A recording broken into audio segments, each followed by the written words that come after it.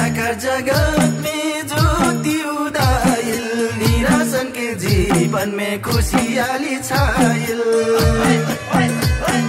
अंधकार जगत में ज्योति उदाइल, निराशन के जीवन में खुशियाली छाइल।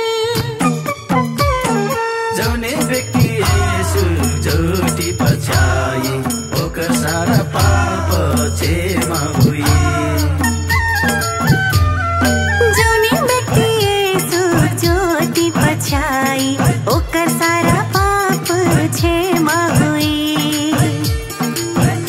हमार पाप के दागे मेटैना, हमार मान यीशु इटा।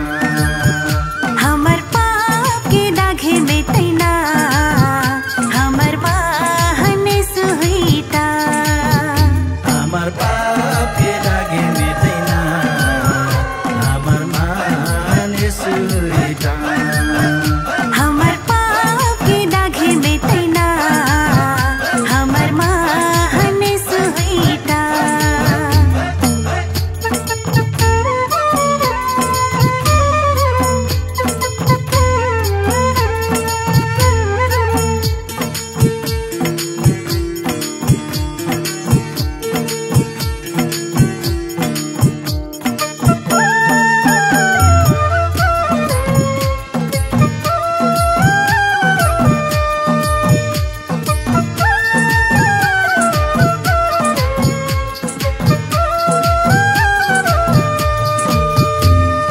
पाप के फंदा में से कोई नहीं बचिया, एक मात्र यीशु उद्धार करिया।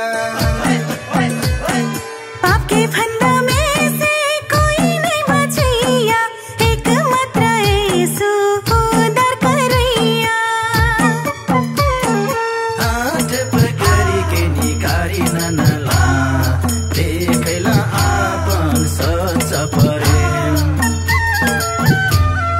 हाथ पकड़ी के निकारी ननेला, देखैला अपन सच्चा प्रेम।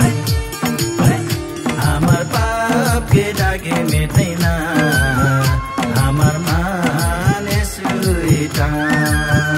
हमर पाप के दागे मेटैना, हमर मान यीशु इटा।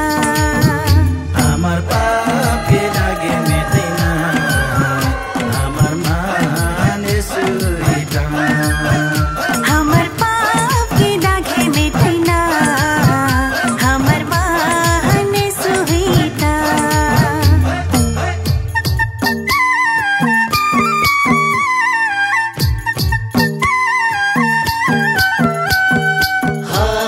Hallelujah, hallelujah, hallelujah, hallelujah.